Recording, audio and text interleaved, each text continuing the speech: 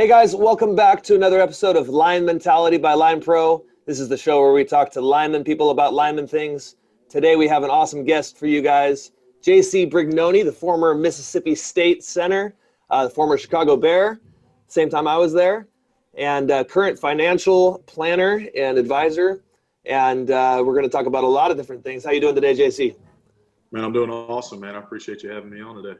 Absolutely. So starting off, I like to kind of get, our audience is primarily players and then parents and then other coaches. And so I want to always have something that kids can walk away with to help them now. A lot of these kids are going through recruiting, getting started in recruiting. So I like to ask a guy who played like yourself to tell us a little bit about your recruiting story. And I know that yours is in particularly special because you went through a lot during your high school career. So why don't you take it from there? Yeah, man. So I grew up in South Mississippi. I'm from Atlanta, Georgia originally, and then moved to Mississippi when I was about 7 or 8. We moved in with my grandmother, and I went to high school down here. Everything was working out good. I was a pretty top prospect. I was a Danny Dozen in Mississippi my junior year. Actually, I was a top-rated defensive tackle. I got moved over when I got to college, but going into my senior year, I hadn't committed yet, had a few offers here and there, but Mississippi State was the biggest offer that I had and pretty consistent with recruiting me. And I want to say September 29th, Hurricane Katrina hit on Sunday. We played a game on Friday night, and then Hurricane Katrina hit Sunday, devastated everything. My hometown was the second most affected city in the whole storm. We lost 99.6% of the city. Wow. And it still hasn't come back. That's actually why we didn't move back there. We moved across the bridge to a little town based in St. Louis, where my high school is. But I ended up not being able to come back. We had no home, no nothing. Insurance was a mess at that time. So we ended up moving back to Atlanta. And I played my my senior year at Parkview High School in Little Bern, Georgia, and finished my high school career there. Wrestled a season. But when the hurricane hit, man, it knocked down a bunch of phone towers. And so we really didn't have any phone service or anything like that. Couldn't get in connection with anybody. And so I had to get a new phone. Well, once the phone service got back on, I had about 15, 20 voicemails and phone calls. And the only school that had contacted me to check on me and my family was Mississippi State. And so I called them and I said, hey, look, I want to come in for an in-season visit, which, most schools, they like to do the after-season visit. And Coach Kroom, he said, well, if you're coming in for a visit, I hope it's, for something good. We can really do in-season visits. And I said, yeah, I'm coming, and had a blast, man, had a great time, met all the guys. I just felt at home, and made my commitment right then, played the rest of my senior year with no worries. And I think that's a big thing for a lot of people is they draw out the whole recruiting process. Sometimes I feel like find a place that feels like it's going to be at home. I mean, for me, I looked at this, it was a devastation that was going on, and they cared about me then. So I knew that by the time I got to Mississippi State, they were really going to care about me, and take care of me when I got there. That's huge. Yeah, I know Oregon State had a very family atmosphere feeling, and I loved that. And it sounds like they had that at Mississippi State. And those two schools had a few connections. Coach Kroom's nephew played with me at Oregon State. But, so Coach Riley and Coach Kroom seem very similar, in the heart. And I can only imagine after going through something like Katrina and all that devastation, how important it was to have that kind of family feeling atmosphere to walk into. Oh, yeah, for sure. And, during my college career, I lost my dad my redshirt freshman year. We're actually at spring practice, and my fiance at the time, my wife now, came out to practice and told me my dad had passed away. And Coach Kroom was really very integral in keeping me focused, man, because that was tough. We lost my house 2 years prior, then I lose my dad, and he was the real rock of our family. And it sent my mom in a really bad spiral. So to have that support system, I think, was huge. Yeah, and I remember you telling me that, that all that stress from Katrina was what you thought, kind of caused a downturn in your dad's health and that kind of stuff. So just such a devastating thing. But it's really great to see the way that you've risen out of that. And I mean, you had this phenomenal college career. You got to play in the pros, which, for me, it was my childhood dream, and we were there together. For all the people out there, JC and I trained at the same facility in New Jersey. We both played in the East-West Shrine game, somehow on the same team. It started out that he was on the East, and then they thought it'd be better if we just kept competing, so they brought him over to the West. So then we were the two centers on the West team, and then lo and behold, we got out of that, and we both went undrafted and both signed with the Bears. So we've definitely got a strong, I've always called it frenemies. You know, we pushed each other in a great way. And I just remember about you that you were always so driven and competitive, and it's not surprising to see the successes that you're having in the business world. You know, and it's been really fun to follow you on Facebook for all the motivation.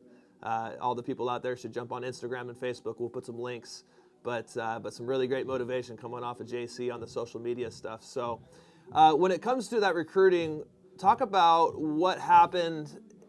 How did you go from being a defensive tackle recruit to being a starter at center on the O-line? What's crazy is, you know, I've always heard the phrase the best offensive lineman or defensive lineman because they have a more killer mentality. You know, people always talk about offensive linemen being passive, you know, versus aggressive, and I think it's true because, you know, growing up as being a bigger guy, who's picked on for being, you know, fat or whatever, and you know, there's, you know, low confidence, and I think a lot of it has to do because you don't really realize your strength, your you know, how much damage you really could do to somebody if you really just let go. And I think as a defensive lineman, man, that let me come out and be who I wanted to be because I was always hitting somebody. But I laugh now because then as I trained into college, that, you know, to be a successful offensive lineman, you have to be super aggressive, you know, and you have to be one of those driven guys. And when I came in as a freshman, I was working out with the D-line. Everything was going good. And we went into my first week at camp, and 3 offensive linemen get hurt. And out of the 3 defensive tackles, one's not playing anymore, but one is Kyle Love. He's still playing with the Panthers. Me and him were competing for the guy who's going to be a true freshman, D tackle. Well, then all of a sudden we get 3 guys get hurt, and I was the only one to play both sides of the ball. And so Coach Kroom came to me and asked, he said, hey, look, you know, we need a favor. We need you to move over to the offensive line just for this season. And we'll see how it transitions. You know, we just need to, you know, make sure if we have to burn your red shirt, we need to do it the right way. And so I was like, you know, anything I need to do for the team, coach, you know, drive, whatever I got to do, I'll do it, you know. But I went out every day with a chip on my shoulder. Like I was going to embarrass any defensive lineman I went against because I wanted to show him that I needed to be back on the D-line, that these guys weren't as good as me. And so all I did was when I went in for spring evaluation, it just solidified the fact that I needed to be an offensive lineman. And I'll never forget the conversation. You know, he said, Jay, you know, you'll be a great defensive lineman here. You know, you probably have a good career. He said, but if you trust me, you'll be an NFL offensive lineman. And that was tough, man, because, you know, I could have went to other schools to play offensive line, but, you know, Coach Kroom had sold me on the fact of being a defensive lineman.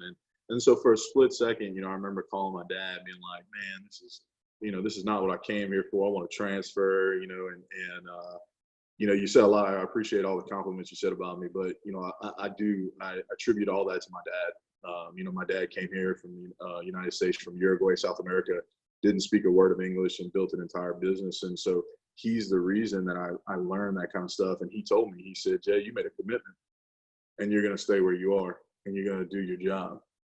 And so for a lot of people, man, that's what I think is so crazy nowadays, man, transfers and leaving and doing all this stuff now is so easy. And for me, it wasn't, because he was right. You know, I made a commitment to do a job, and that's what I did. So I stayed. I went on the offensive line and ended up starting as a freshman, playing at guard, and then ended up transitioning into center at the bowl game my freshman year, and then started 3 years at center. Yeah, that's great. I love that, you know, and defensive linemen, you know, because I work with a lot of kids now, and I'm constantly having to help a guy decide or, you know, kind of get an idea for where he should be recruited, right? And you probably remember in high school, just like me, trying to decide, am I going to be an offensive player or a defensive player? And there's not a lot to go off. Just, you know, because I know how I feel. What are some traits, if you're talking to a high school kid, let's just say you're talking to high school JC, you know, what are some traits you would advise that would make a guy decide to be an O lineman versus a D lineman? Man, I think it's really the type of player you are. You know, I'm not saying that D linemen are not as smart as offensive linemen or anything like that. But, you know, centers to me are the smartest players on the field. And, you know, besides a quarterback. And I think it's because you have to evaluate things. And so if you're a type of guy that doesn't want to think and you just want to go and play, I think a D line is where you need to be, because you really only have 1, 2, 3 keys that you have to deal with, which, you know, people ask me all the time. They see guys, you know, throwing the hand shifts out, all this different stuff with snap counts. And I tell them, man, to be an offensive lineman, you really have to process things in 25 seconds. So if you're a guy that's very calculated and can think on your feet, I think offensive line, you can be very successful. And you know this, Alex, is that you got to be quick with it. You know, and I think one of those traits for offensive linemen, if you're one of those guys that can think on your feet real quick, I believe that's where you need to be. Absolutely, yeah. And you know, when it comes, I love how you didn't mention physical traits. You know, you talked about mentality, which is perfect for us because, you know, JC and I are both 6'2". We should have gotten measured at 6'2", but somehow every time we went in at the time that we were working together, they kept on getting us 6'1" and 7/8 is what they got me one time, and I was so mad. 1/8 an inch is so minuscule, but yeah, I always noticed. Go ahead. Oh yeah, exactly, that one little bit. But on paper, man, you know, that's the thing that guys don't get. You can complain, whatever, but these guys are running businesses, and just like JC runs numbers when he does financial advising, you know, these coaches are running numbers when it comes to recruiting and also in the NFL and scouting. And it does play a big factor, you know, and that's something I wanted to talk with you about as well.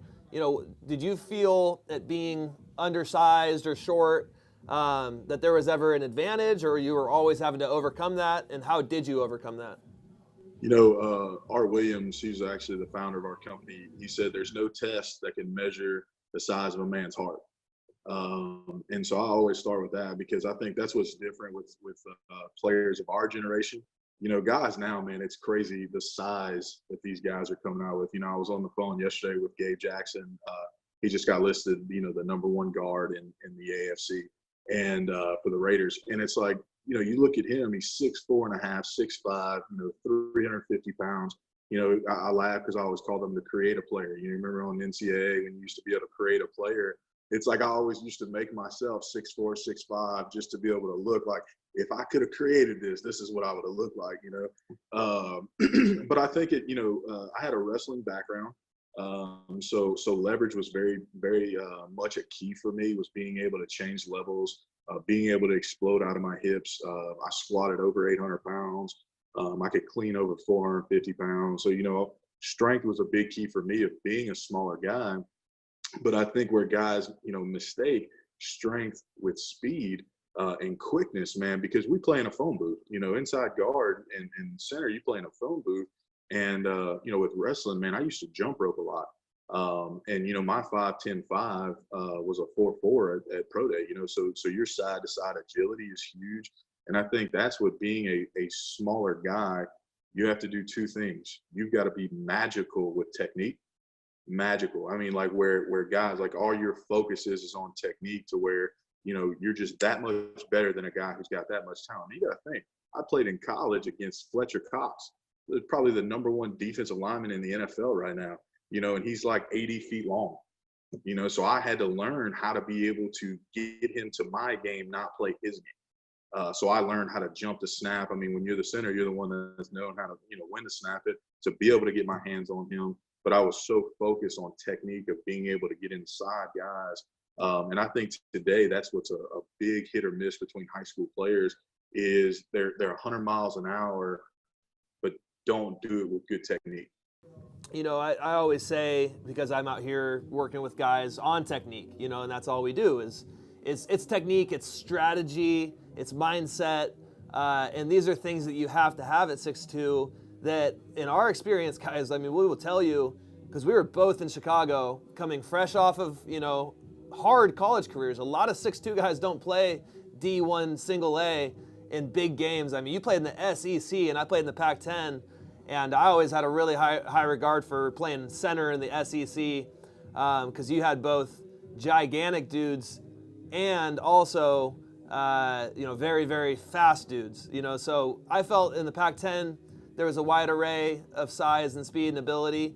But I was actually looking through some of your pictures preparing for this on I think it was on Facebook, and there's one of you completely getting under some guy who looks like he's about 6'9", and I'll be able to show the picture. Maybe you could say who that was.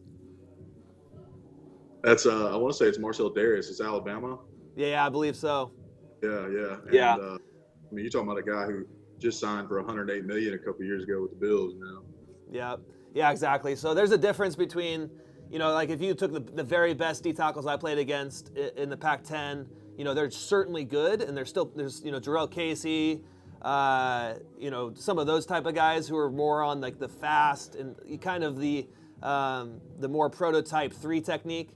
But you went against those guys, but also being against Alabama, you just had these guys who just had insane size. And I'll have to show that picture to everybody. I probably already will have at this point. So anyways, when I'm coaching, I'm always saying, hey, like the reason I am able to describe the difference between this step and why and when is because I was completely lost without that. Like if I didn't have that, if you and I didn't have that, then we had nothing. We couldn't just brute force our way to winning. And we actually got the chance to go, and I'm sure in college for you as well, but for me in college and the NFL and arena football, it was very obvious that there's guys who are 6'5", 6'6", who are able to kind of get away with just being more physical and mean, and they spend less time learning. And so the big difference between weight and girth, and I learned that in my career. A guy who is 6'5", 330 versus a guy who was 6'2", 330. I was like a brick crap house, you know what I'm saying? Like it was just solid, where you have guys at 6'5", where they can just lay on you, and that girth was just completely different. I played against Terrence Cody 2 years, and Terrence was when he first got to Alabama, he was all of 410 pounds, and it was just so much, and you talk about benching over 400 pounds and all that kind of stuff, but it's like, man, that's a different weight, with inertia and the physics of guys just coming forward. I think if you don't have that availability to be able to sit in your hips, that's huge. You see these tall guys now, they can't even squat without weight, and it's crazy to me to see it. And I think the biggest mistake that kids are making now is getting too big too fast. Absolutely. And I mean, just eating, and trying to think, oh, I got to be over 300 pounds. I have a driver's license picture of me, and I was so excited. I was smiling and cheesing so hard. I'll have to send it to you. And it was the first day that I got to change my weight to being over 300 pounds. And I think that's one of those things. It's just kind of like a fallacy. Is these guys like, oh, you got to be the biggest out there. You got to be, the most weight, the heaviest. Yeah, absolutely. I'm constantly pitching that, and I think it's a great thing to say on this show. I don't know if we've gone down that road yet. Here, being kind of early in this series, and it's so true. There's kids that, and parents even, and they just say, hey, we got to get up on the numbers, 300. Everybody's 300. And these days, if you can carry 300 because you're 6'4" and you have been in the weight room since you were a freshman and you've done it the right way, then that's great. But if you're a sophomore or a junior and you're 6'2", 6'3", and you don't have the muscular structure yet to put on that weight, don't go eating a bunch of 99-cent value menu, like it sounds like we both did at one point. That and some of it can be stress weight with having to do all homework, and of course for you guys going through what you went through. But point being, it's okay to be 270. It's okay to be 265. College coaches oftentimes will prefer that because they can see your hips, they can see your flexibility, they can see how much force you can generate without the weight on you, and then they can rest assured that they'll be able to put the weight on you themselves. So I think the problem is that people don't understand the difference between high school strength coaches and college strength coaches. And that's a big deal too, is people don't realize, they think when they're getting recruited, they're going to be spending all this time with the coach that's recruiting them or their position coach. I mean, the time in college that you're spending with your strength coach versus your actual position coach. And it's easier for them to build what they want with a blank canvas versus something that they have to erase a bunch of stuff and then rebuild it. Yep, absolutely. Yeah, I feel that exact same way. And again, guys, this is coming from us both watching five consecutive years of new guys coming into college, plus our experience with the pros, and now for me, and probably for you as well, watching in our communities young guys go through it now. And it's just so obvious that that bad weight is bad weight and it's not needed. And one of the best things a guy could do is minimize bad weight. I mean, watch a college or NFL game and see how many guys are still carrying bad weight at that level. It's not very many. The guys with bad weight are going to lower levels. So keep an eye on that for sure. So let's talk about coming out of college. Of course, we both went through the process of getting ready for pro day, etc. We trained in New Jersey at the Test Football Academy. What was that experience like for you? Man, it was just an honor for me. I came out of high school a shorter guy, so a lot of people, you hear all the naysaying that you're not going to make it in college. You're too short, yada yada. So I shut that up with a 4-year starting career, and all SEC honors and stuff. And then, going into the pro, you hear the same thing. My wife used to ask me all the time why I read the blogs and stuff, and I say because it drives me. It's not one of those things I used to get angry about. It's one of those things that's like, okay, I'm going to prove to you why I'm better, why I'm going to make it. So being able to go to Test, man, was an awesome deal. I mean, because just experience wise, I've never lived in the snow, which was crazy. I'm from South Mississippi. But B, just being around new guys and that have a different vision. When you're around 70 to 120 guys every year, the problem with that is not every one of them is going to be a pro, and not every one of them thinks like a pro. So being in that environment, man, it'll change you quick, because you realize, just like you said, man, you wake up every day, even though you're friends, you're training with a guy that could take your job. And I thought it was crazy that we ended up at Chicago together. And to start our career.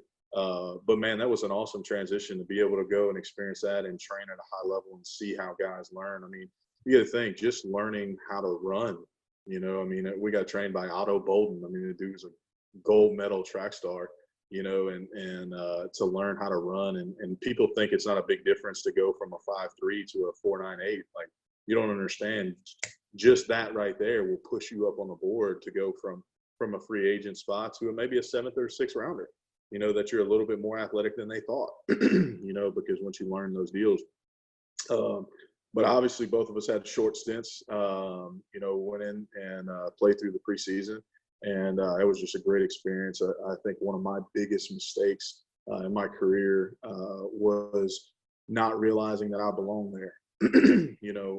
It's a dream for most people, and this is what I tell kids. There's a difference between wanting to make it to the pros and wanting to become a pro.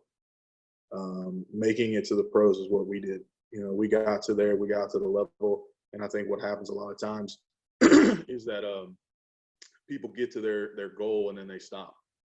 They breathe.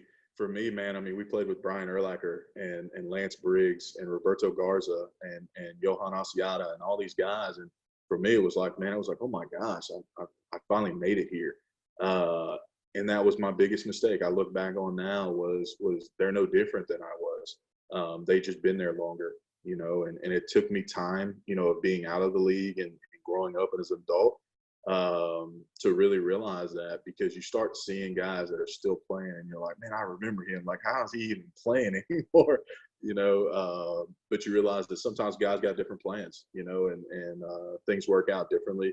My body's not as beat up as maybe it could be. I might not have needed as many surgeries as maybe could have been in line, and maybe he saved me from that. But you always get the itch every time the HBO show comes on, Hard Knocks. I get that itch.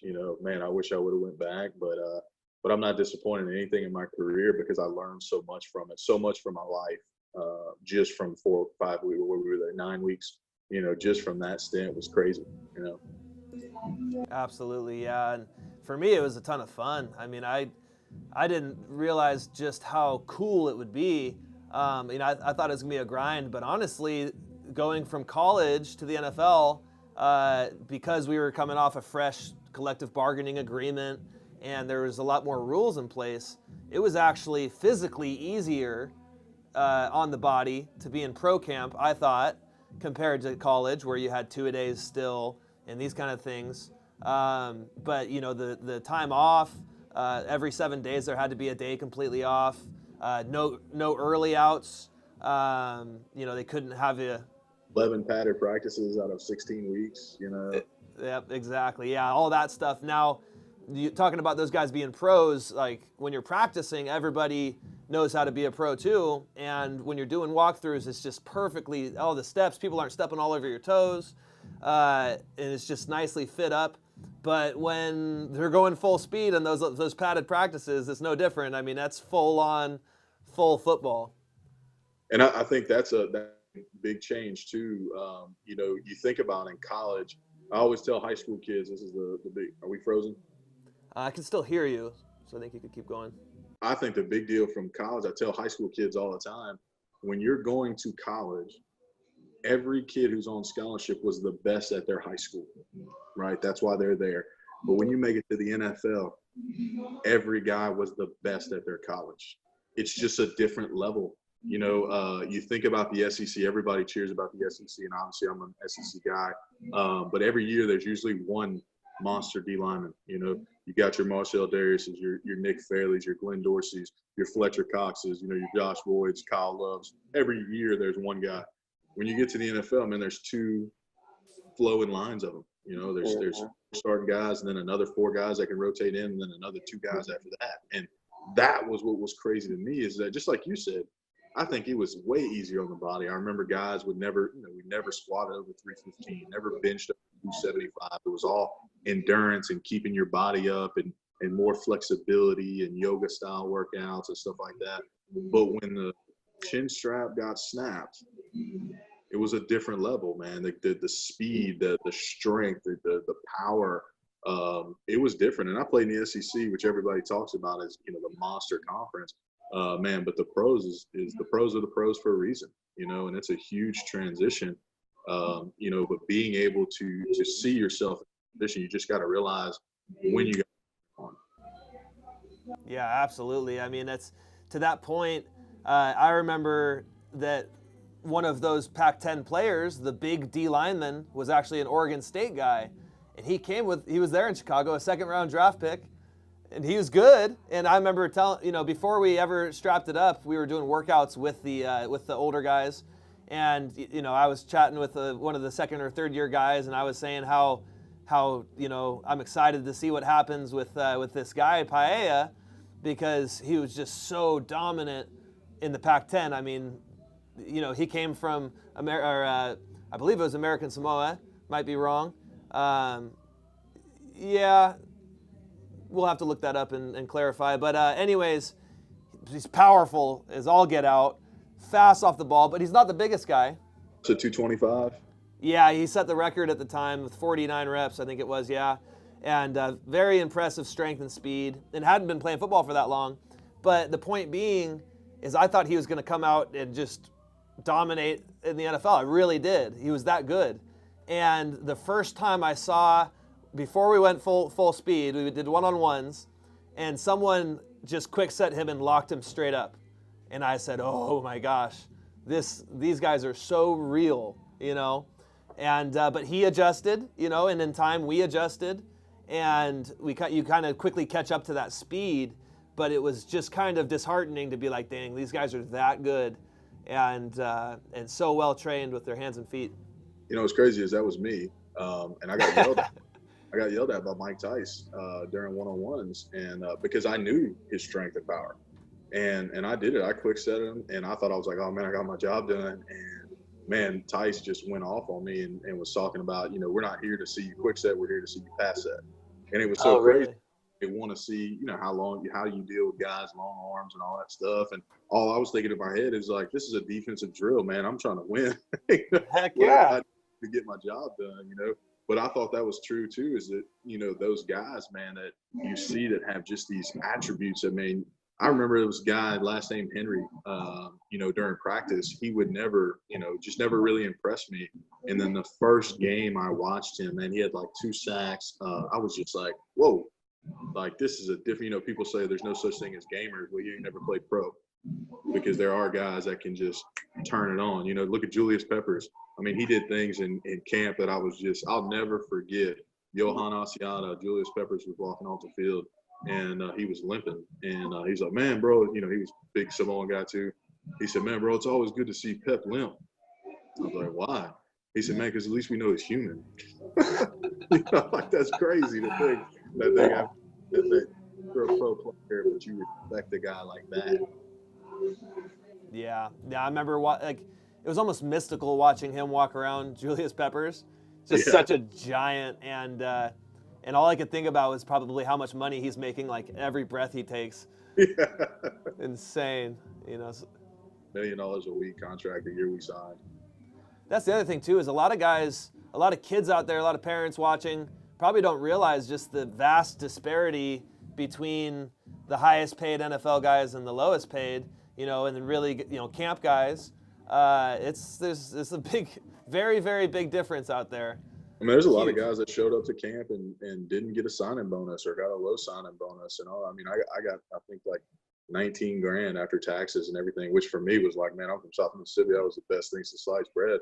But I had never seen taxes. I had never seen, Uncle Sam coming. You hear all this stuff about taxes and all that. I mean, I got taxed like 49% out of my first check. And I think the big factor for a lot of people too is they don't realize guys going broke and not, spending all their money. A lot of times it's not. It's really just never being educated on what to do with it,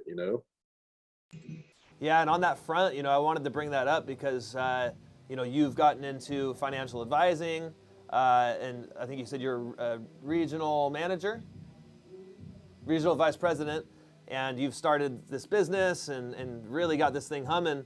And, I was just noticing, I saw an article yesterday, and this pops up all the time, saying, 79% of NFL players will eventually, after their playing career, be broke or in financial trouble.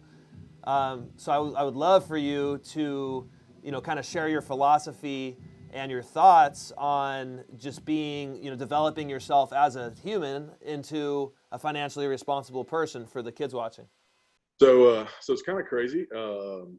I got my degree in kinesiology. I got a master's in business admin. I wanted to open up a training facility, kind of like Test, down here.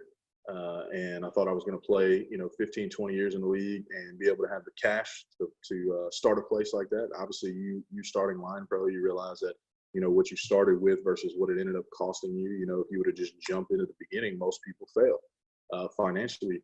And so I knew right then I needed to learn what to do with the little money that I did make in the NFL and the money that I was starting to make in my career. I was looking for coaching jobs, all that stuff, and met a guy who actually played college football at LSU and then transferred to Southern Miss. So he, was a lot like me. We just kind of clicked, started talking, and then our actual senior national sales director played 5 years for the Falcons, played at Southern Miss.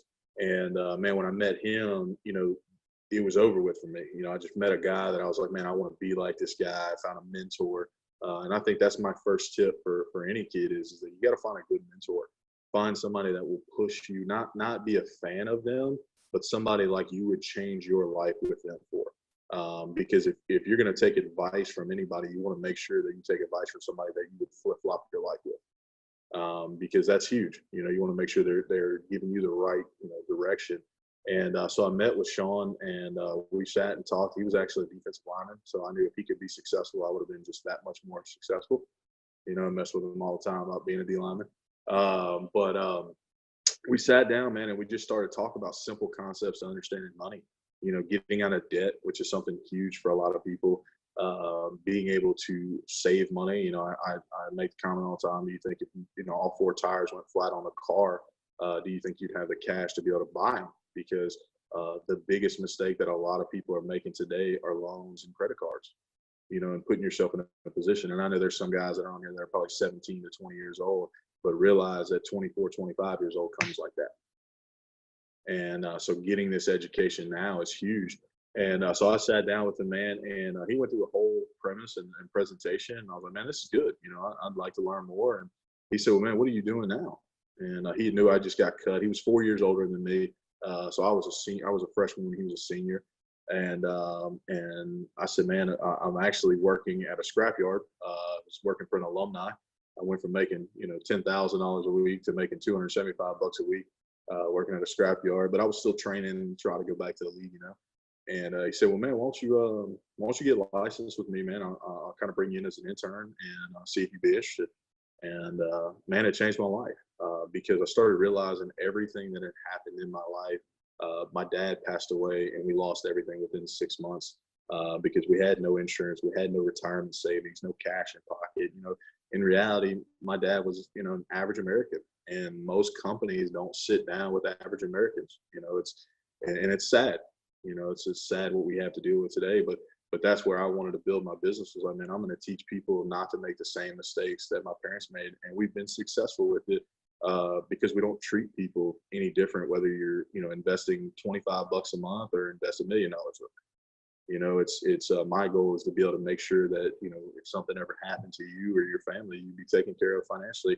And the same thing is that when you get to 55 to 65 years old, how many people have to continue working because they were never taught to put away money and where to do it and what to do. And so we've been blessed to build a really successful business here on the Gulf Coast of just teaching and educating with finances. And I'm actually just this year moving into the pro side to it. I've got a few guys that I've actually been advising and kind of teaching and educating, and never really got to the point where I was like, I want to be an NFLPA advisor or anything like that. But I just want to make sure that, the statistics that you hear, a lot of it comes from bad advice, listening to people who are broke. Broke people teach broke principles.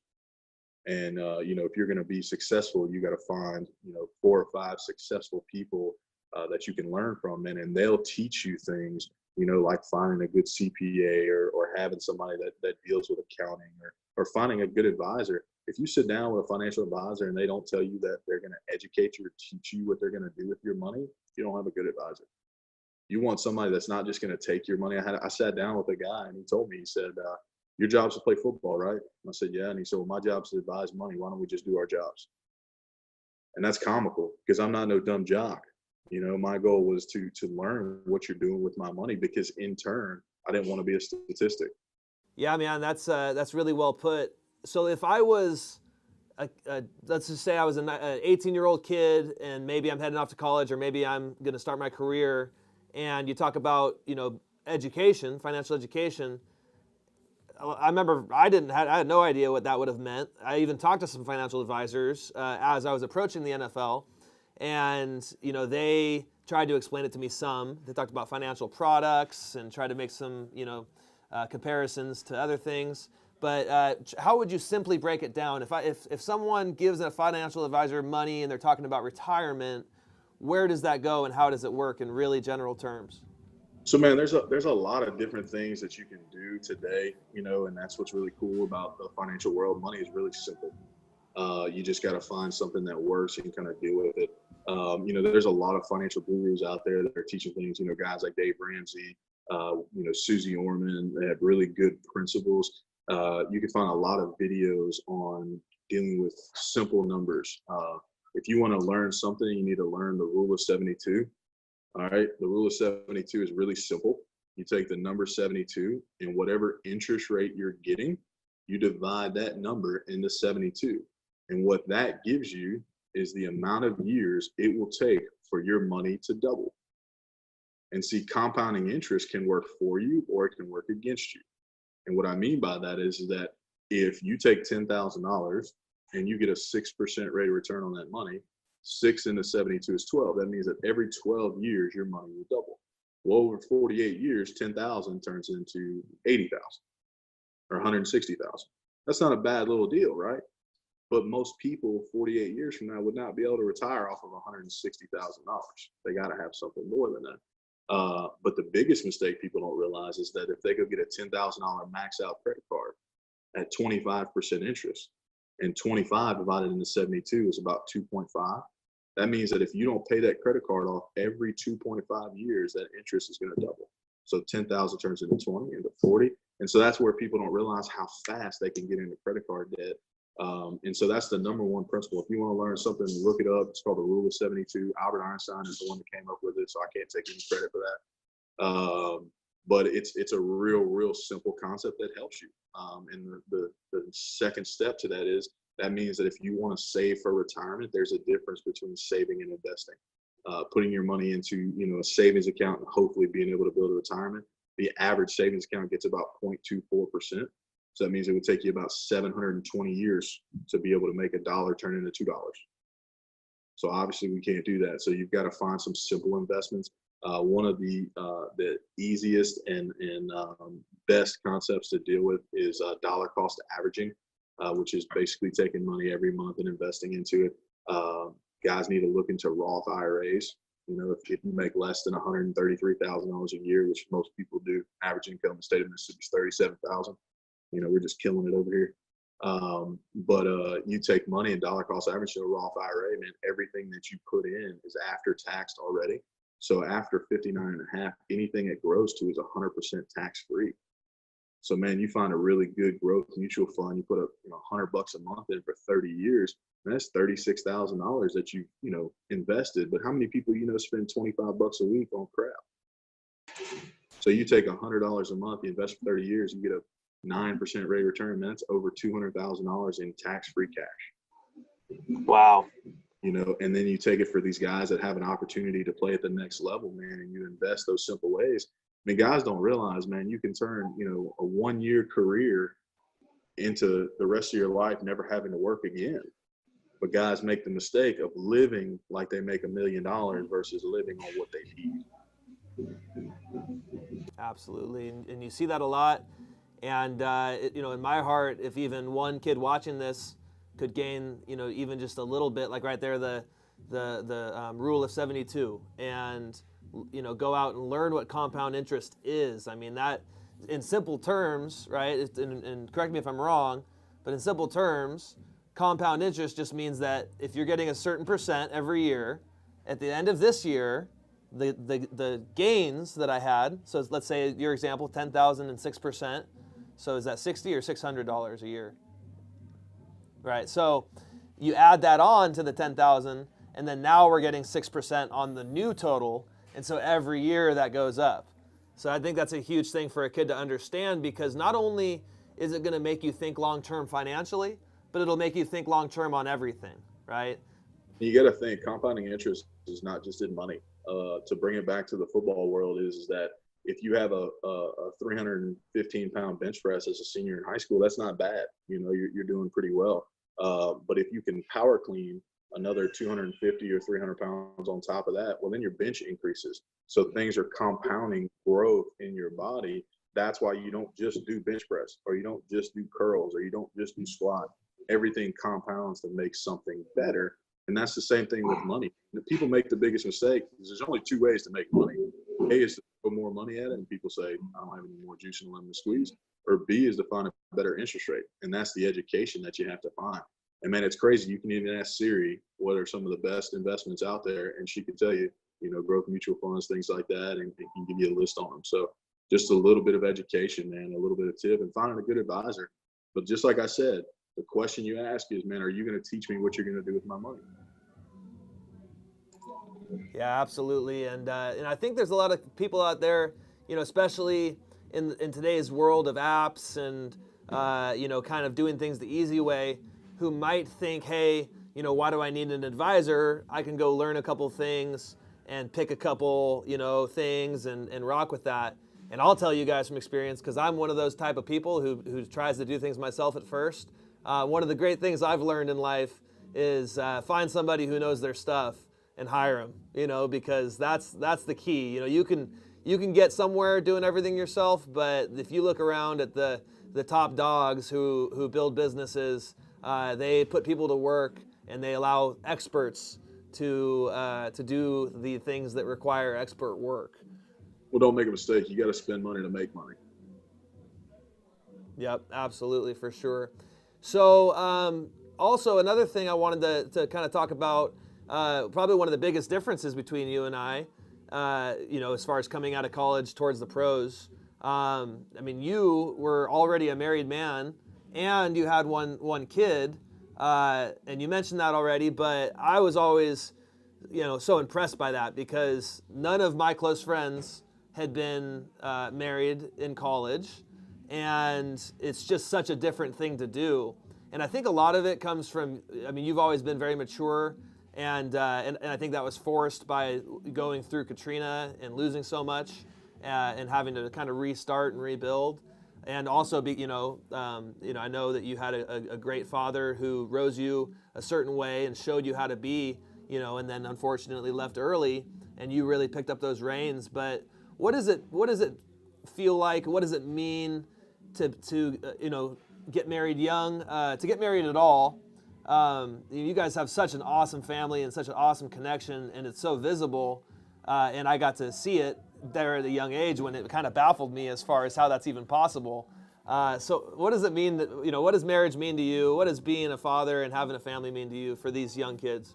Man, so like you said, man, with Katrina, I was 17 years old and I was already 285 pounds. And FEMA trailers, for anybody who ever has to go through a natural disaster, are not built for guys like us. So like every time I walked in my parents' FEMA trailer, it would like rock, and they didn't have beds big enough for me. So at 17 years old, man, I actually lived on my own. I had my own FEMA trailer. I was living across the bridge so I could go to high school. Where I went to high school, my parents were across the bridge, and the problem with that was Katrina had knocked the bridge out. So it would take me an hour and 15 minutes to drive around to be able to actually get to my hometown. And so I was living on my own. So I grew up fast. It was crazy. Most guys, the hardest thing to deal with when they're freshmen is homesick. I had already dealt with that. So by the time I got to college, I was already, good to go. I, knew how to wash my own clothes. I knew how to cook my own food, deal with things that, you normally deal with by the time you're a sophomore or junior. And my transition out my sophomore year or my redshirt freshman year, my wife actually, moved up and wanted to come to just a spring camp. She came to stay for the weekend, and she called her mom and was like, I'm not going to go back to school where she was going. She's like, I'm going to go to Mississippi State. And it was funny because we had only been dating for, 6 months. And she's like, you barely know this guy. What do you think you're going to move to Starkville? And she was going to a junior college. So it was way more expensive to go to, university. And man, we just fell in love, man. It was crazy, and I know it's like a sappy story for an offensive lineman, but man, she was awesome. I asked her a question, and man, she proved to me that she wanted to be by my side. And I just asked her, I said, look, this is going to be my life. I'm going to be gone 16, 17, 18 hours of the day, and sometimes sleeping at the facilities and watching film and all that stuff. Like, you got to be comfortable with that because that's going to be my career going into the pros. And I said, so if that's something that, you're okay with, man, I love you. I'll marry you, and she did, man. She would come to camp. She would walk around the facilities while we were practicing. She was one of the only, ones that was allowed out there. She used to come to film with me. She'd watch film. She graded me harder than my offensive line coaches graded me. She's like, you got a plus for that? I don't know about all that. I'm like, if he gave me a plus, he's been coaching 40 years. Like, he knew what he was doing. And but she used to coach me harder, and then we got married. It was actually, I got engaged at my bowl game my freshman year, or redshirt freshman year.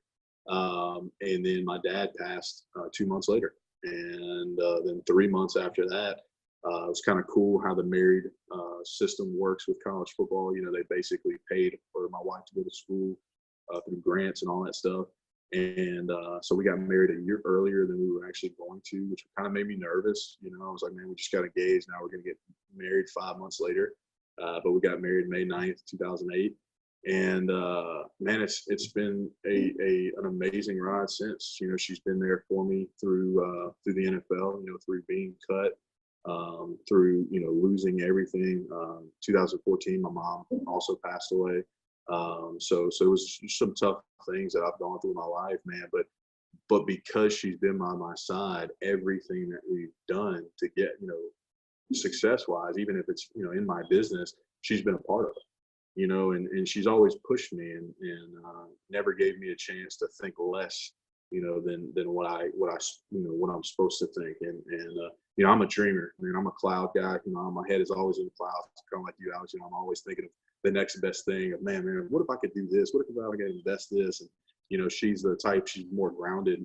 So I always say, she keeps her feet on the ground and allows me and holds my feet and allows me to stay in the clouds, and so we balance each other out.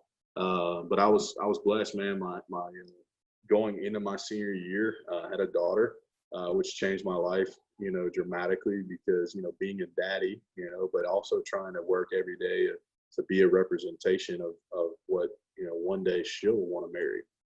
That's tough, how to treat your wife and, show her how she's supposed to be treated. And then a couple years later, we were blessed to have our first son. So my daughter's name's Millie. She's 9 years old. Then my son, Jet, he's 5 years old. He's a baseball player. He's a baller. Hasn't got into the football yet, but he's a pretty good little baseball player. And then we just had a new boy, Axel. He's 16, 17 months old. And he's probably going to be an offensive lineman. He's a big bruiser. I mean, just a big, thick kid.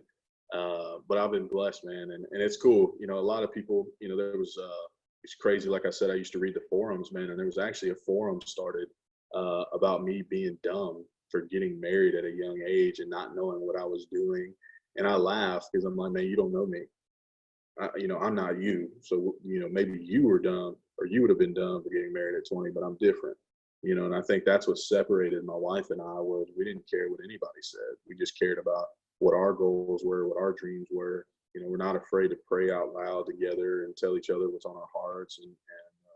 And I think that's a big key for a lot of people is making sure you keep God first in your life, and family second, and then my business comes last.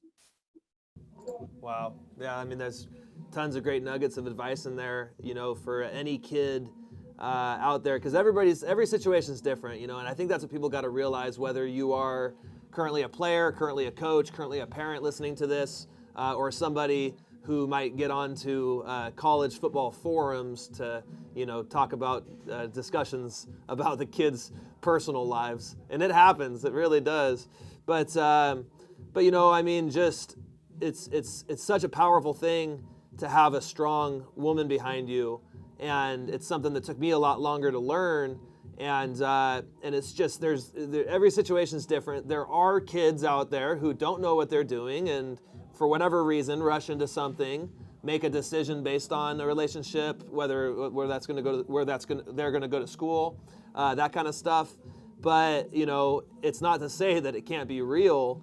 And there was something, because like I said, when I first met you, we were both 22 or 23, and just getting started training for the NFL. And just, we were the same height and we're both competitive guys. So we were kind of trying to figure each other out.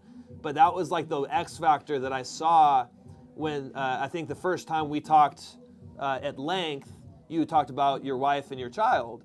And I just thought, like, I'm going to have trouble overcoming that piece because I had nothing of the sorts. And, for you to have that at a young age, I could see that it wasn't that situation where it was some kid who didn't know. I mean, you were so driven by it, and sure, you spoke with certainty. And so, I knew that was real. And it hasn't been surprising to watch you guys build from the ground up, really what's forming into an empire. I mean, talk a little bit about your current situation when it comes to business. So, man, it's we've been blessed, man. My goal was when I came in was I just wanted to be an advisor. I didn't want to own an office. I wanted to be that guy for my community that if people needed help financially, they could come to me, talk to me and ask me any questions, and I'd be that guy to be able to help them out. But what I started realizing was I built my business by teaching people simple concepts to understand money, but in reality, just don't make the same mistakes that my parents made. Because my parents didn't stay up at night thinking, oh my gosh, we can't wait to screw JC in the future. Like, what I'm saying? Like, people don't think about those kind of things. And most people don't think about stuff until it happens or something bad happens. And so my goal is to teach people my story and tell them my story, really my testimony in life. So people understand, like, man, you're not the only one. Just because what you see in my successes today, you don't understand what I've been through. I think the dumbest quote in the world is people don't care about where you came from. They care about where you're going. That's stupid because people can't judge really how far you were willing to go to get where you are. Does that make sense? And yeah. I think that's one of those things that you have to get to the point of of being able to tell your story. If you want to be successful, people want to know why you wanted it. And for me was, I wanted to prove that my dad didn't die and his life was a waste. Everything that he did for me got me to where I am today. He gave me the opportunity to be here. You know, people that never came to the United States, never met my mom, I wouldn't be here today. You know, but he wanted something different for us and for my family. And I was blessed with love. You know, we might have not been a lot of money, but man, we had a lot of love in between my mom and dad. And I saw how, you know, my parents, you know, treated each other. And that's what I wanted out of, you know, out of my family and out of my business. And so what's crazy is I got super, like, really, really busy. It was just at the point where, like, I couldn't really handle a lot of it. So I got into the transition. It was like, man, I need to find guys that I can duplicate myself and be able to train and develop to where I can be in multiple places and multiple times. You know, I ask people all the time, what would you rather do? Would you rather work 40 hours a week or 40 hours a day? And obviously, like, oh, I'd rather work 40 hours a week. And I say, well, what's crazy is I can teach 40 people to work an hour a day and build a business. You know, and that's a big mistake in a lot of people is they, you know, they want to create a lot of money before they create infrastructure.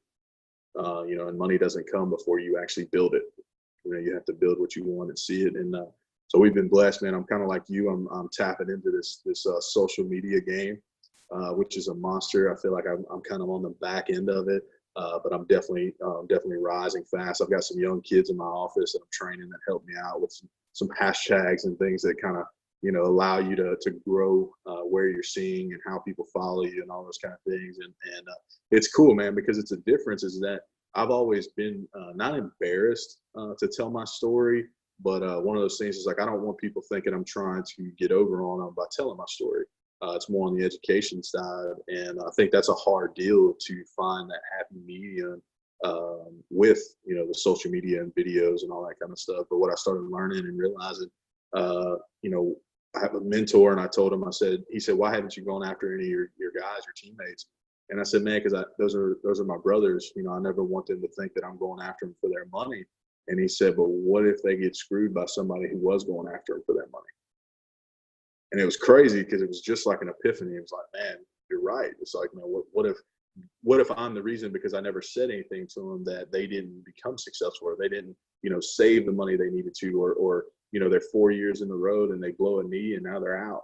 You know, what's going to happen now with the money that they've made? Have they made the right decisions? And so that was a big deal for me, was to kind of expand my business, expand my market, to start talking to guys that you know, that I played with and be able to say, hey, look, man, even worst case scenario, if I just give you some education, you know, I don't really need to make the money. We're doing, you know, we're really well financially. My goal is just to be able to help you. You know, and that was a transition for me. And so we've done really, really well. A lot of movement in this new year, man. We just bought a new house and kind of had some issues with that. So now it's, you know, being humbled at certain levels, you realize that something big is about to happen. Because that's what I've learned in my life, you know, as I got in, you know, trouble in high school and Katrina hit and lost that. And, you know, then my dad died and then get cut from the NFL and then my mom dies. You know, most people would look at that as a bad life. Like, man, what the heck? But all in that time period, I signed a Division I 1A scholarship. I started 4 years. I married, you know, the love of my life. I've got 3 beautiful kids. I played in the NFL. I made good money, and I built a business by teaching people how to be better with their money. So it's how you look at it, you know, and that's the business and really the life I wanted to live, was to where every day I'm just more focused on what's positive, you know? Yeah, absolutely. No, that's great. You've come such a far ways and learned so much. You know, if any current or former football players out there, you guys know that you're not getting it done, you're not well educated on these factors, I'm sure you could reach out to JC. And one other thing I wanted to plug is what's called Millie's movement. Why don't you tell us a little bit about that? Yeah, man. So awesome deal, man. My daughter, she's super special. You know, and I don't play any favorites by no means for my kids, man, but she's just different. You know, she's got a different mentality. I think a lot of our environment, my office and our homes deal with that. But about 2 years ago, my daughter came to me, and you always mess with your kids, say, if you want something, well, you better go get a job. You know, you better learn how to make some money if you want to spend that money. And so finally she came to me and she had a little design drawn up that she wanted to do a lemonade stand. Well, at the time we lived in a cul-de-sac, so I told her, I was like, babe, you're not going to, make any money. I'm going to build this thing for you. You're going to sit out there and nobody's going to drive down here. And so she's like, what can I do? I said, well, why don't you come up with something that you can make or draw, and we'll see if we can, sell it, on Facebook or something, and see if you can make you a little money. And I was watching a YouTube video, and Toys for Tots popped up, and she asked me what it was, and I explained it to her, and it just popped in my head. I was like, Millie, why don't you, she had just got like a little bracelet set, how to make bracelets, beaded bracelets. And I said, why don't you make some bracelets and we'll try to sell them? And I was kind of testing her to see what she would think, because most kids, not saying that they're selfish, but when you say you're going to make something and make money, but it's going to go to somebody else, they're like, well, what about me?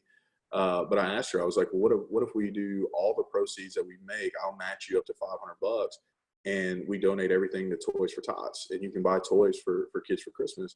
And she like lit up. She's like, okay, I'm down. All right, what do I need to do? And she was 7, So we made like this first little Facebook video, just told people it was November 20th. So I said, we're going to go from November 20th to December 20th, which I had no idea about Toys for Tots, no idea when. What's crazy is December 20th was the last day they accepted toys.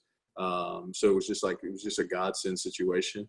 But we raised $1,200 in her first year. So I matched $500. So she did $1,750, I think it was. We helped 33 kids have a Christmas through Toys for Tots organization. And it was just cool, man. She got to buy toys, and we went shopping. It took like 3.5 hours. Well, we came around for the second year, and she had a problem. Like I said, she was only 7, turning 8. And she ended up having to make like 300 bracelets. Well, I came home one night, and she was like on the 200th bracelet, and she pulled the string, and then the beads popped and went everywhere, and she just like dropped her head. And I was like, all right, that's it. No more. I'm not going to stress you out. Child labor. I was like, we got to figure something out. So I wrote, a note to everybody, and I said, look, she's struggling with these bracelets. If you want them, we'll get them to you. It's just going to take a little time. And most everybody was really cool with it. It was like, don't worry about it. We just wanted to do the donation. So the following year, the bracelets that come out, I actually don't have one on me, but the little band bracelets, rubber band bracelets that everybody wears. I saw one. I was like, man, that'd be cool. What if we did it, the band bracelets? So we called it Millie's Movement. We came up with the bands. We went through amazing wristbands, and they were huge. They were awesome for us. Gave us a huge discount for a very large order. And we did Millie's Movement, and it's saving Christmas one band at a time. And so she sold the bracelets starting off at $3 a bracelet. And what's insane, man, is we did, Instagram and Facebook this year, and kind of grew it a little bit. And within one day, we raised over $1,500, and her goal was $1,000, because her goal the previous year was only $300, and we did $1,750. And so we raised over $1,000 in 24 hours. Within 72 hours, we had already raised $3,000. We got donations. KJ Wright plays for the Seahawks. He donated to us.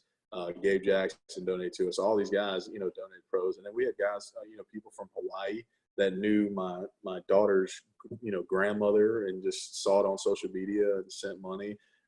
We had money coming from South America from my family. And it just grew. It was crazy. So she ended up, she raised like $6,800 this year. And so we had over 100 kids that we got to have a Christmas, man, to be able to get toys. And a lot of people don't realize it. The news outlet came and did a story on my daughter, and they asked her, she's only 9 years old, for her to respond this way. They said, why did you come up with Millie's Movement? And she said, I just want kids to feel the joy that me and my brothers do, during Christmas. And I think that's so powerful to realize how big it is. But the really big impact of it was, there was a little kid that another story came out, and he saw Millie's Movement. So he went to his grandpa's shed and started making fishing lures to sell, so that way he could donate money. And I think that was the bigger picture. Helping the kids out is awesome, but setting an example for more people in the future, man, is what to me was just unreal, Yeah, that's incredible. The power of social media and tapping into the heart. I think the majority of people who have things good, who have a warm roof over their heads and food on the table, they want to help going forward. And I think that's growing. So I really saw that, and I really wanted to help people to be a part of it. And what can people do if they want to be a part of that this year, going towards Christmas? When and where can they go? So you can actually log on to Instagram, and you can follow her, and I'll send you the links. But it's Millie's _ movement, and you can follow her, and she'll kind of give you updates through the year. We're going to try to do another program, not just for Christmas, but we're also going to do a spring program, and we're going to do a back to school program. So it'll be 3 programs for the year. But the spring program and the Christmas are going to be the main ones. The spring program is going to be a scholarship program. We're going to try to raise money for scholarships, and the kids will write in letters to be able to, see if, I'll write them to Millie and tell them why they want to go to school, what they're going to school for, and why they need the scholarship. And so we just want to grow Millie's movement into something that's service of all over, not just for Christmas, but to be able to do something that's a service, 24/7. Because there's things out there that people need it, man. And people are always looking to donate. That's what I learned. People are always looking to donate, but they want to make sure it's the right deal and the right heart behind it. And you can't beat a 9-year-old little pretty girl, That's right. Yeah, there's limited numbers of those with parents in place like yourself and Blair who can help them achieve those things. And I see big things in the future for that. Last thing, JC, once in a while when your hand came up, I saw this nice piece of jewelry there. Looked like some sort of bull ring. Why don't you tell us what that is? It's actually a company ring. Our company is actually very athletic based. The founder, Art Williams, the guy I told you about, he was a football coach. So all of our stuff award based, man. We get jerseys and rings and watches and all kinds of stuff. So it's really cool, man. It gives you something to compete for, being an elite level guy. And so for me, man, it was cool because finding Primerica, man, was another competitive field for me of being able to go in and find something that not just work a job, but actually compete against guys. So we've got a scoreboard across the country. You can see what other guys are producing in business and all that kind of stuff. So it's cool, man. You get to, compete at every level. And so it brings the pro aspect out of it for me. Yeah, that's really cool because I know, did you ever get a ring for any bowl games or conference championships and stuff? Yeah, I got 2 of them my freshman year and my senior year. Cool, yeah. See, I didn't never get any. Never won a state championship in high school. We went to 4 bowl games in college, but we always got watches and backpacks and DVD players and things like that.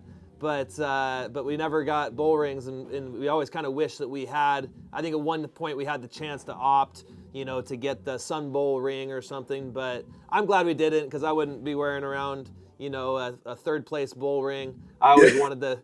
We got close to a Pac-10 championship twice, but I saw that on you, and honestly, winning a ring in business that looks like a bowl ring, that's really representative of carrying over the hunger and heart that got you where you got in football into the business world. So I think that's really cool that they do that. Yeah, it's been an honor, man, to be a part of something bigger. Primerica is a young company. We're only about 41, 42 years old. And so to see that, driven by, it's an athlete's playground, man. The financial world really is.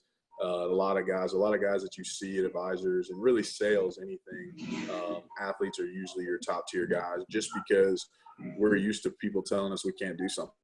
We're used to telling people we're not, can't do it or no. And so overcoming objections. But one thing I wanted to hit on too, man, we were talking about social media being such a big presence. I think kids need to understand, man, if there's young guys watching this, man, that coaches are very, very, very into checking your social media, man, and your representation. I remember Coach Kroon, man, because when Facebook was first coming out, was my senior year. And they used to say, man, if you were okay, if your grandmother went on your Facebook, would she be okay with it? Then you'll probably be okay with these coaches looking at it. So make sure you guys are, watching what you're putting on there and pictures. And don't get me wrong, look, guys, I understand, partying and drinking and all that stuff's about, part of being at a young age. But the difference between elite level guys is the choice of being like everybody else. It's lonely at the top. It's hard to separate yourself to be successful. But the difference why guys get scholarships and why guys play pro football or pro anything is because they separate themselves away from those other guys to be different. And so everything about you has to be different. You know, sometimes it sucks that you're not the cool one, but in the end, you'll be the cool one. I think that's a great piece of final advice right there that everybody can take to heart, because, you know, this social media stuff, it can be powerful for good, like Millie's movement, and it can be powerful for bad. Every few weeks we're seeing an article or a tweet about some coach who's passing on a great player because of something he even just liked or retweeted. You know, some picture he has on his Facebook or Instagram from before, something that went on his live Snapchat story. Even Snapchat, we're seeing guys get in trouble for what goes on their story.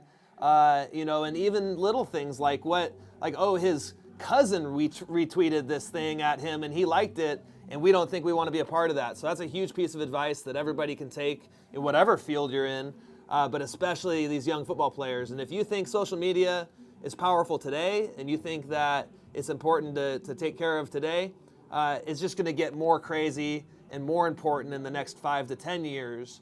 So when people go back and watch this, they can expect to agree with that and say, wow, I'm glad I kept it clean. There's a lot of kids who don't have a presence yet when it comes to anything outside of Snapchat or Instagram.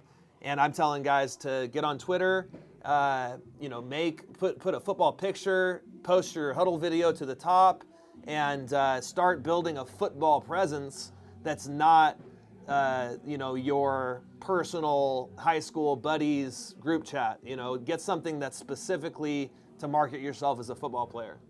Because it's so different now, you know. I mean, I remember dropping VHS tapes in the boxes, you know, when you were going to visits, you know, like this was your deal. And then when the DVD came out, you know, you just hope that the music fit with the film and it wasn't crazy. And then you get to college and these coaches, they're telling you, you know, that's the worst thing to do is put music with. We hate when it's blaring and all that. They're just trying to watch focus stuff. It's like, you know, you're trying to prove all these different things and make yourself look better. If I can tell you anything, it's to have a complete game that you were good in.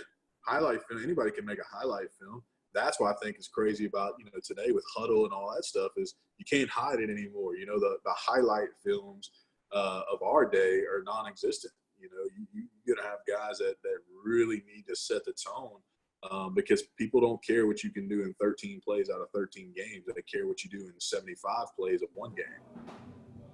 Yep, absolutely. And, you know, it's funny you say that the hiding it, it's so true that, you know, there were guys who, me and JC both saw guys come and not be able to cut it at the college level because somehow or another they were able to scrape by.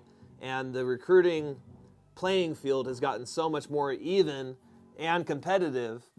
You really got to have the goods to make it in today's day and age. So we got to wrap it up there. But JC, I really appreciate you coming on. You know, this movement of Line Pro and this, in particularly this podcast, this show, is really about helping kids develop themselves and connecting the lineman community. And after having gotten to play with you, train with you, and get to know you as a competitor and a friend, it meant a lot to me to be able to bring you on here and for you to kind of share your truth and share your piece. And I hope that someday we'll have you back on and have you involved. We got to connect up on some Line Pro stuff, and I probably should connect up on some financial advice stuff. And so I'm sure we'll get that done. But for all you guys out there, appreciate you guys joining us. Check out Millie's movement on Instagram. Check out JC on Instagram. We'll put links for you guys. Make sure you're following Line Pro on Instagram. If you're watching the video version of this, we should have by now an audio version only on the podcast iTunes store. So check that out. And we will have some content on there that doesn't show up on YouTube and vice versa. So make sure you guys are following us everywhere. I'm Alex Linencoll, again, Coach Linny. Thanks again to JC Brignone for joining us. And we'll see you guys next time on LineMentality.